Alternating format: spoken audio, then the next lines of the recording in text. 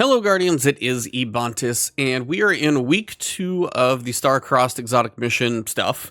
It is December 26th, and running it on Legend actually allows us to get the first Catalyst. But if you're not ready for Legend, you can still run it on normal, and what you're able to do is open the second chest, which is going to get you the Snare Weaver 2, just kind of the first stat upgrade, kind of the intrinsic traits upgrade for the Wishkeeper bow. So you gotta get the bow first, get it first time, craft it. But then when you go back in, you're actually able to get a chest that is going to give you this drop. You can do that on normal. So my advice is, if you don't have a group, jump in on normal. And what I'm going to do is I'm going to show you both the first chest, which is just it's a good way to get the Vex weapons. That one's easy to get to. And then the second chest is shortly thereafter. So I'm going to show you where those two are located. And then if you guys want to use timestamps, you can jump ahead. You have to be in the Legend difficulty of the mission to be able to get the first exotic catalyst, which is available this week.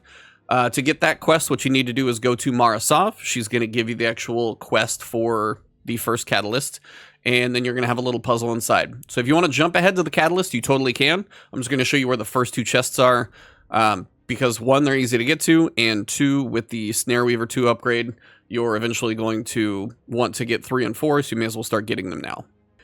So the first secret chest in the exotic mission for Taranis' bounty is going to be literally when the mission starts. All you got to do is just do a little traversal from the opening of the mission. Pretty easy to get to. Just kind of follow the path I show you guys on screen. And it's probably gone because I picked it up this week, but I'll still point you guys to where it is. And this is just going to typically get you one of the Vex weapons. So if you're looking to kind of get all your patterns and frames and stuff like that, this is a good way to get the Vex ones to kind of reliably drop. They seem to be pretty consistent from here. So following this path, what you're going to do is actually look down. And you've got a pretty far drop down to this branch. But this is a good place to fall to. And then we're just going to jump over here. And you've got the location of your first chest. It's going to be sitting right over here. Pretty easy to spot. Open that thing and pick it back up. So that is chest number 1. Now, as soon as you're like outdoors, which is literally right here, you're going to actually be able to get the newer chest, which is available this week. This is going to be Taranis' treasures, and this is what allows you to get the first intrinsic, the little trait upgrade and stats upgrade for the bow. All you've got to do is very simple. Come over here to the left-hand side, and you're going to find this guy right here. You're going to be able to get Dam's gifts. You can go through the orange areas, come over here, jump through the waterfall. You're going to have a little rock up here waiting for you. Jump on up. And as you come through here, your chest will be waiting right here. And you can do this once a week. So that is going to be your second chest. And this is going to be the one that gives you the Starcrossed 2 stat, or Snare Weaver 2, sorry, stat upgrade. So now let's get back and talk about the Legend version and the Catalyst.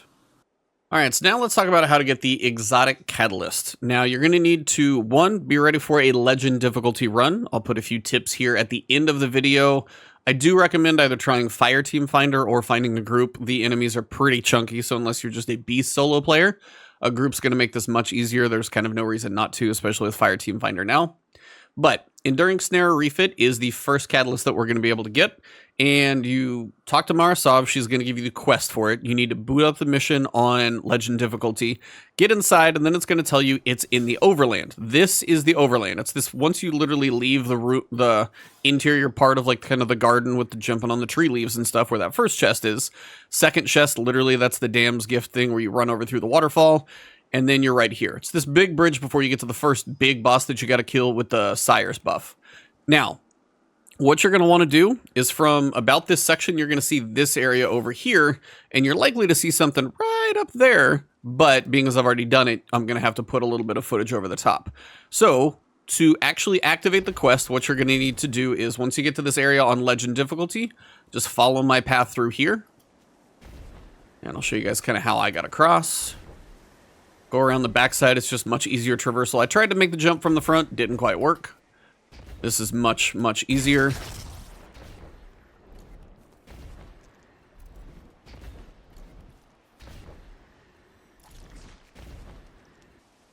Alright, so once you get up to this top area, what you're going to find is just kind of a little star, and you're going to walk up and you're going to need to interact with it, and it's going to tell you that you found Constellation Tower. Now what you need to do is reveal the hidden message. So at that point, you need to pull out your Wish Ender bow, and you're going to need to basically trace straight up into the sky. So look straight up into the sky, and you're going to see pretty much one star up there, and you need to just start shooting the stars as they appear. Not really in any particular order, because I was shooting some, my buddy was shooting some, they were shooting them out of order, I was shooting them a little bit in and out of order. As you just eventually end up shooting them all, you're going to build a constellation, and it's going to, at that point, kind of, you'll see the big outline form. It's called Tower, and it looks like a literal Dreaming City tower. Once you're done with that, you're going to just basically right where you are on top of that big hill, come back to where you were, and then you're going to actually pick up the inscription. Once you are done with that, all you've got to do then is beat the mission on legend difficulty. So the final thing is just going to be a few tips before I actually show you guys footage of certain sections. And the main thing I want to cover is just kind of loadouts for your team. When it comes to shields, there are going to be Harpies that have arc and Centurions that have arc. The boss room is where the arc Harpies are going to be. They're going to be a little annoying if nobody has arc, so you're going to want to make sure somebody has those in your group.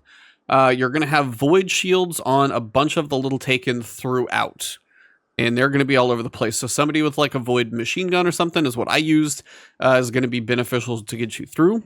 You're going to have unstoppable champions, so somebody needs to have a way to focus those. The void threat is the part that hurts the most. When it comes to the Cyclops on the first section, which I'll show you, if it's the Wyverns on the second section, and then the boss itself, void is going to be painful in here, so running something like at least double void resistance, maybe concussive, or even a triple void resistance in here is not a stupid idea, because void is the thing that probably killed me the most. So keep that one in mind. You've got a couple overcharged bow in your weapons, stasis surge and solar surge, so if you got a solar build, that's good. So I was running something like Sunshot with Riptide, and then I had my machine gun. Somebody else was running Trinity Ghoul and an arc bow.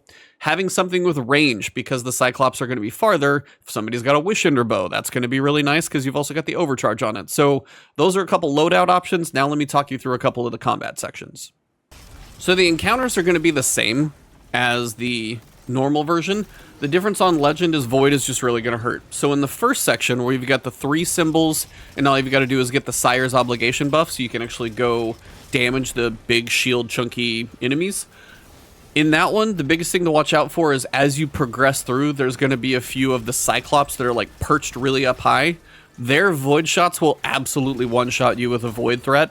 So watch out for those big time. Otherwise, you can just be patient, work your damage down on the obdurated phalanx.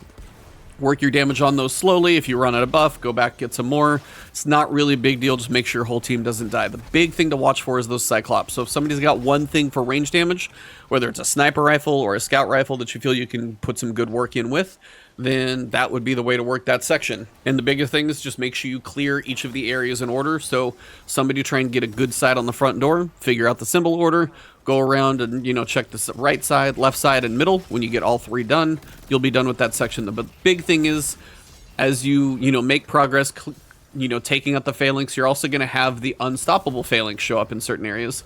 So you're unstoppable here, whether you got a bow or a hand cannon or whatever you're using, make sure to watch out for those. But I would say the Cyclops are the biggest threat in this section, just because they will pretty much one-tap you. Happened to me as well.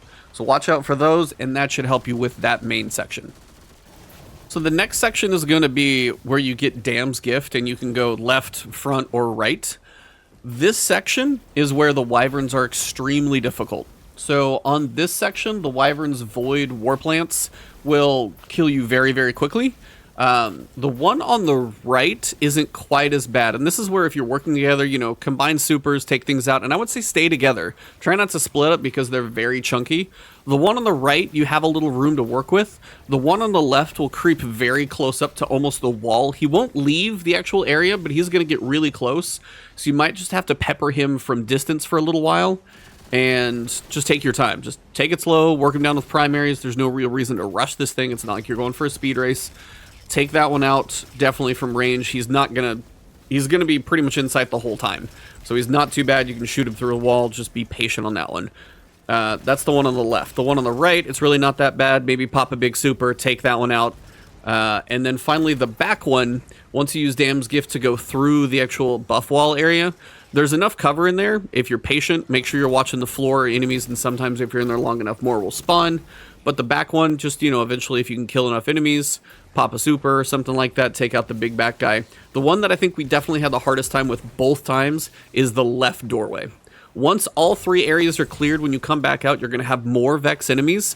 And this is still all the same checkpoint. So if you get working on this big, giant Minotaur boss after you've cleared the 3, you know, Dam's Gift doorways, and then you come out to the boss and die, you got to do all 3 of them over again. So that's where staying back, being patient, take out the sniper rifles first, and then once the sniper rifles are down, work again the Wyvern down, because those void shots will hurt, and then the Minotaur will be your big boy last, probably. So patience, distance, pairing supers. You know, if somebody's got a well, if somebody's got a bubble, if you've got a big damage super, pair those right. Make sure you pay attention to your surges. And then, as long as you stay alive and get all that done, you should be done with that section. But the left side was really probably the most difficult. And then just be patient and don't overextend on the boss phase, because then you got to redo everything.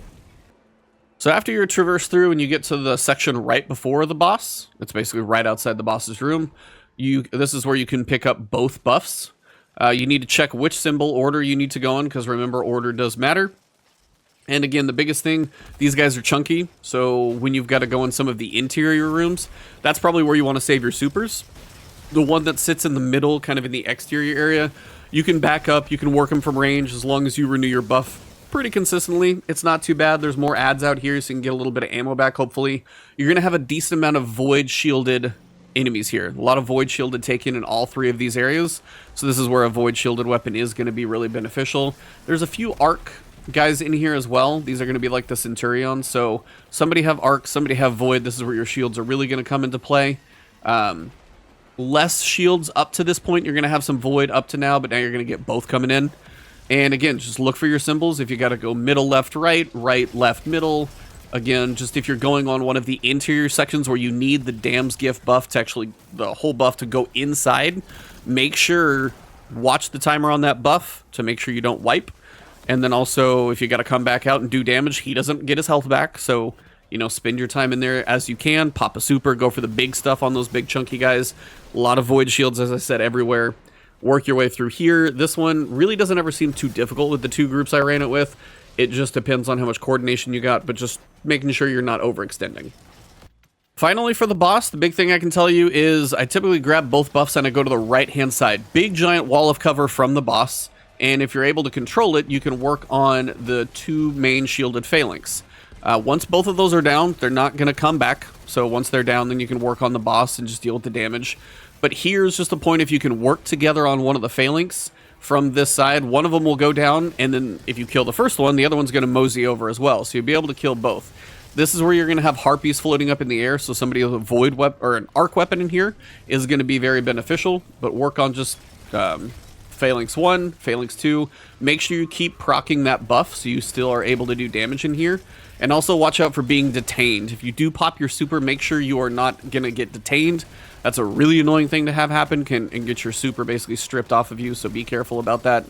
And then if your teammates are working the other side, you can like divide and conquer, but I would say stay together on one side. This right side just seems to have more cover. And then once both big guys are down, you're going to have the goblins that show up, and they will make the boss immune. So that's where something like Sunshot for ad clearing is really nice if you can catch the groups as they spawn, and then just unload into the boss and take them out. Once you're done with that, you'll go to the end, you'll pick up your chest, and once you pick up your chest, you guys will be able to actually see the catalyst on screen, and that's what you're looking for. Once you've got that, you can go back to the Enclave, craft it with the new first catalyst, and also with the Snare Weaver 2 buff. And that's kind of all I've got for week 2, at least for Starcrossed. As for story stuff, we'll cover that in probably a separate one maybe, but that is Starcrossed, the Wishkeeper upgrade, the Catalyst, and the first 2 intrinsic chests in there. So if you guys enjoyed this one, drop a like below, leave a comment if you got questions, thoughts, builds, anything for that Legend difficulty run, any tips. If you guys want to find me on Twitter, Twitch, it's Ebontis. I'm still working on my solo Flawless Warlords Ruins, so if you see me streaming, come hang out. Otherwise, if you're new, hit that subscribe button, hit the alert bell, and happy holidays and Happy New Year coming up soon. See you soon.